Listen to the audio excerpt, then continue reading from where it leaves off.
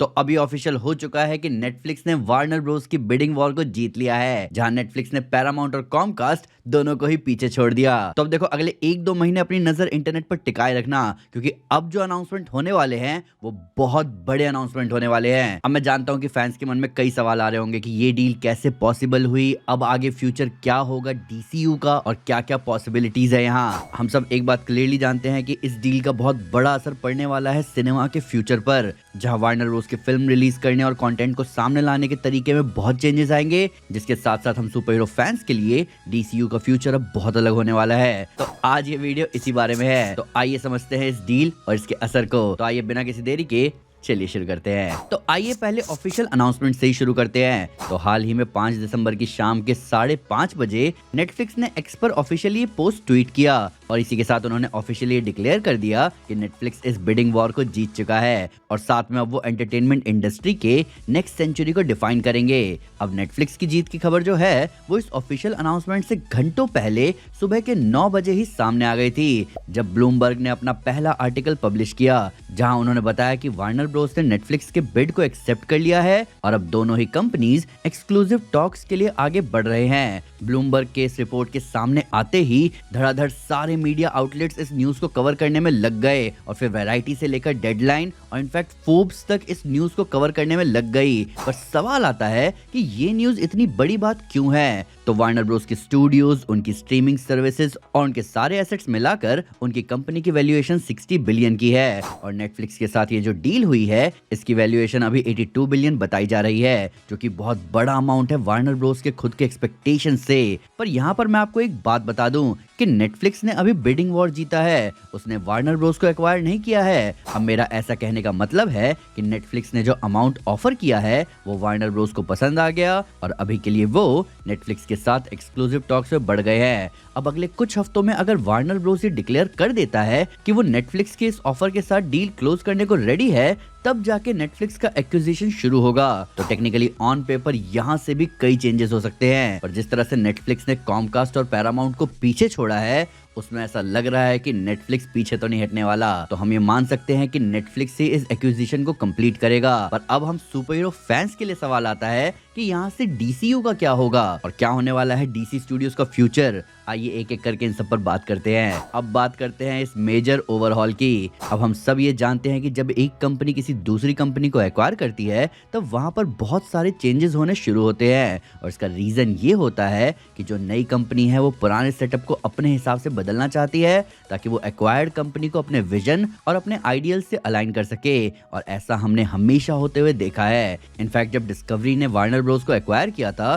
तब उन्होंने इतने मेजर चेंजेस कर दिए थे कि पूरा का पूरा डीसीईयू स्क्रैप करना पड़ा था और सारे एग्जीक्यूटिव पोजीशंस पर नए लोगों को लाया गया था और इसी वजह से जेम्स गन को हायर किया गया था। अब जो ये चेंजेस होते हैं वो आमतौर पर हायर पोजीशन पर होते हैं, जैसे सीईओ, प्रेसिडेंट्स, एग्जीक्यूटिव्स, और ये चेंज हर एक स्टूडियो के साथ किया जाता है ताकि सारे कामों में वो उन लोगों को बिठा सके जो नए ओनर के हिसाब से उस पोजीशन के लिए बेस्ट सूटेबल हो। और ये चेंज अब नेटफ्लिक्स भी जरूर करेगा और इसी वजह से वो इंसान जिन्होंने डीसीयू में बहुत ज्यादा इंटरेस्ट दिखाया था, यानी कि डेविड जैसलेव, उनकी नौकरी फिलहाल तो खतरे में दिख रही है। तो हम सब जानते हैं कि डेविड जैसलेव अभी करेंटली डिस्कवरी और वार्नर ब्रोस दोनों के ही सीईओ हैं। पर अगर ये एक्विजिशन कंप्लीट हो जाता है तो डेविड के टिके रहने के चांसेस खत्म हो जाएंगे। अब हमारे इस क्लेम को लेकर कुछ लोग कह सकते हैं कि डेविड ने ऑलरेडी वार्नर ब्रोस के साथ कॉन्ट्रैक्ट किया था कि वो 2030 तक वार्नर ब्रोस के स्टैंड अलोन सीईओ रहेंगे, बेशक ये कंपनी स्प्लिट ही क्यों ना हो जाए।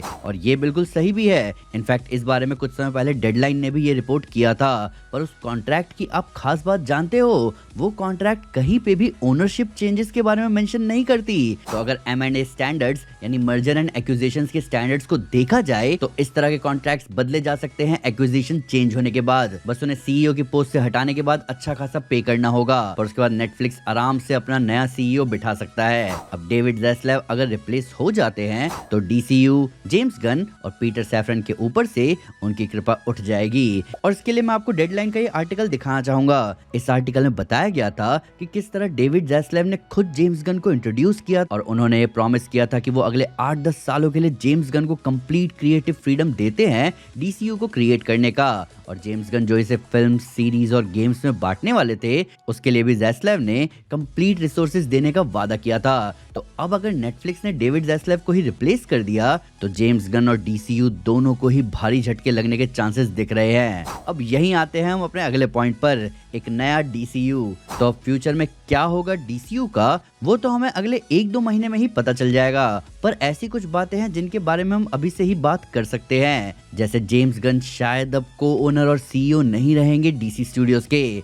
जी हाँ दोस्तों, अब चाहे नेटफ्लिक्स जेम्स गन को रिटेन कर भी लेती है तो भी ये साफ है कि जेम्स गन अब डीसी स्टूडियोज के कर्ता धर्ता नहीं होंगे। और इसका सबसे बड़ा रीजन है कि नेटफ्लिक्स ऐसे ओवरलैपिंग डिविजन्स नहीं रखता अपने अंडर, जहां एक कंपनी के अंडर दूसरी कंपनी हो और दोनों ही कंपनीज के अपने अपने अलग अलग एग्जीक्यूटिव्स और ओनर्स हो। नेटफ्लिक्स हमेशा से ही एक फ्लैट एंड बॉडी है जहां हायरार्की यूनिफॉर्म रहती है ताकि वो कॉर्पोरेट ब्यूरोक्रेसी ना होने दे। और यही रीजन है कि नेटफ्लिक्स डीसी स्टूडियोज को पूरी तरह मर्ज कर देगी अपने स्ट्रक्चर में और जेम्स गन के पास उतना अनलिमिटेड क्रिएटिव फ्रीडम नहीं बचने वाला। तो अभी जैसे जेम्स गन थ्रेड्स और एक्स पर लगातार अनाउंसमेंट करते जा रहे हैं, वो चीज आगे गायब हो सकती है, क्योंकि बहुत ही ज्यादा हाई चांसेस है कि जेम्स गन अब बड़े डिसीजन होल्डर ना हो। जिसके साथ साथ आप रेडी हो जाओ सब्सक्रिप्शन के लिए ज्यादा पे करने के लिए। अब ये बहुत ही इंटरेस्टिंग आउटकम होगा जो आपके गुस्से को बढ़ा सकता है। तो इस डील के अंदर ये मेंशन किया गया है कि नेटफ्लिक्स एचबीओ और एचबीओ मैक्स दोनों को ही एक्वायर करने वाला है और उस वजह से एचबीओ का सारा कंटेंट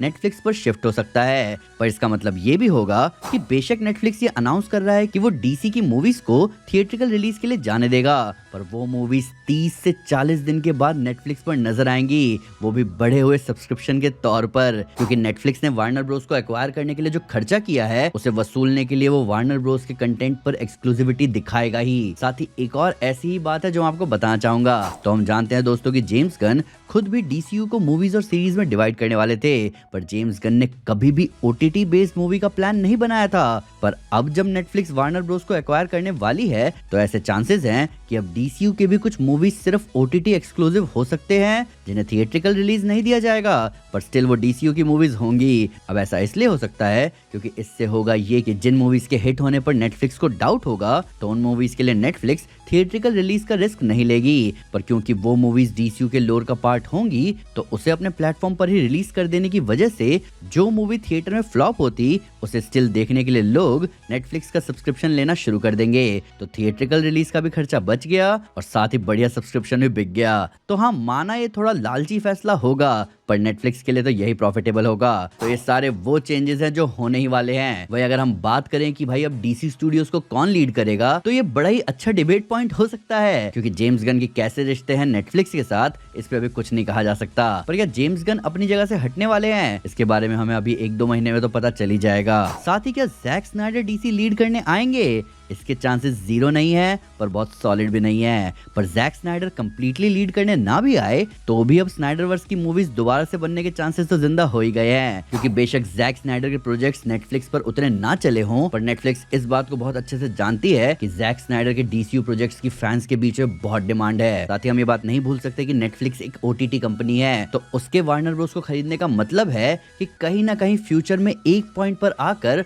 वार्नर ब्रोस की मूवीज के थिएट्रिकल रिलीज बंद हो जाएंगे, इसके चांसेस हैं। तो हाँ, ये डील सिनेमा के फ्यूचर को बदल के रखने वाली है। पर वही हम फैंस ये एक्सपेक्ट कर सकते हैं कि हमें कुछ जबरदस्त डीसी कंटेंट मिलने वाला है नेटफ्लिक्स पर, इस चीज को कोई नहीं रोक सकता। पर अब आप मुझे बताओ कि आप क्या फील कर रहे हो इस डील को लेकर। आपके हिसाब से आपका मूवी देखने का एक्सपीरियंस क्या बदलने वाला है, या फिर चीजें शायद ज्यादा ना बदलें। इन सब के ऊपर आप ये भी बताओ कि आप नेटफ्लिक्स के सब्सक्रिप्शन का अगर रेट बढ़ता है तो उसके लिए आप रेडी हो। आइए इन सब के बारे में कमेंट से बात करें। वीडियो अच्छी लगे तो लाइक जरूर करें और चैनल को सब्सक्राइब करना ना भूलें। साथ ही साथ एक स्टेप आगे आकर अपने फेवरेट चैनल को सपोर्ट करें मेंबरशिप लेकर। Thank you guys, this is Aman Sinha and you are super super.